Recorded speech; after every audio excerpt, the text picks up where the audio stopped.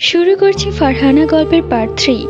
ডাক্তারের কথা শুনে জাহিদ খুব রেগে যায়। পাগল হয়ে গেছো নাকি হুমাশা? তুমি কি বলতে চাচ্ছ আমাদের মেয়ে পাগল? কিছু বাচ্চারা কম কথা বলে, চুপচাপ থাকে, এর মানে কি তারা পাগল? আরে জাহিদ, আপনি আমাকে ভুল বুঝছেন, আমি সেটা বলিনি। দেখুন না, আমাদের এই মেয়েকে নিয়ে আমাদের কত স্বপ্ন ছিল, কিন্তু ও একদম চুপচাপ, সারাদিন নিজেকে ঘরবন্দি করে রাখে। আমি ওকে কত জিজ্ঞেস করেছি, ওর সাথে কথা বলতে চেয়েছি, কিন্তু ও আমার সাথে কোনো কথাই বলেনি। শুনো হুমাশা, ওকে নিয়ে এত ভেবো না, ও এমনি ঠিক হয়ে যাবে। আমার জন্মের পর তো আমি 5 বছর পর্যন্ত কারোর সাথে কথা বলিনি, একদম চুপচাপ ছিলাম। হয়তোবা বাবার রোগটাই পেয়েছে মেয়ের। ঠিক আছে, আপনি যা ভালো মনে করেন। এই বলে আমি শুয়ে পড়লাম।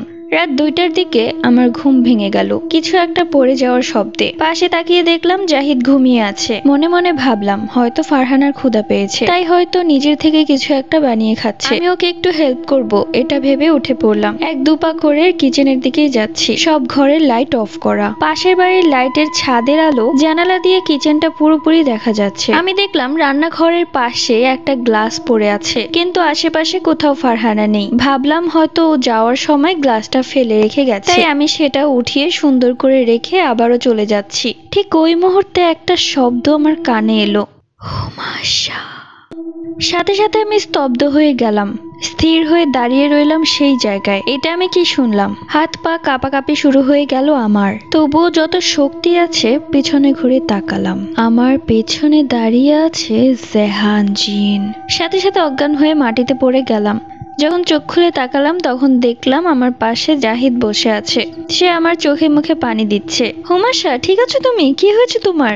আমি উঠে বসলাম, চারিপাশে ভালো করে তাকাতে লাগলাম। আমার মুখ দিয়ে কোনো কথা বের হচ্ছে না, মনে হচ্ছে আমার জবান চলে গেছে। জাহিদ একটার পর একটা প্রশ্ন করেই চলেছে আমাকে।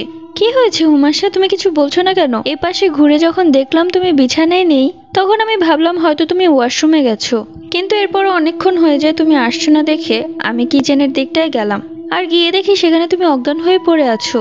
তোমার কিছু দরকার লাগলে তুমি আমাকে বলতে পারতে তো, তুমি কেন একা একা গেলে? জাহিদের এত শত কথা শুনেও আমি কিছুই বলতে পারছিলাম না। মুখ দিয়ে কোনো কথাই বের হচ্ছে না, শুধু বারবার মনে হচ্ছে সে ফিরে এসেছে। সেই দিনে আমার মুখ দিয়ে একটা কথাও বের হলো না। জাহিদ সেই দিন অফিসে যায়নি। সন্ধ্যায় বাড়িতে ডক্টর এলো। সবশেষে ডাক্তার জাহিদকে বলল যে সুখবর, আপনি তো বাবা হতে চলেছেন। এই কথা শুনে জাহিদ যেন মহা খুশি, মানে আমাদের ঘর আলোকিত করে আরো একজন আসছে এবং আল্লাহর অশেষ রহমতে সে তার ভাই অথবা বোনকে গিফট পাবে। এত খুশির কথা শুনেও আমার মুখে কোনো কথাই নেই। আমার মনের মধ্যে একটাই প্রশ্ন, তাকে তো বোতলবন্দি করা হয়েছিল, তাহলে কি করে মুক্তি পেল?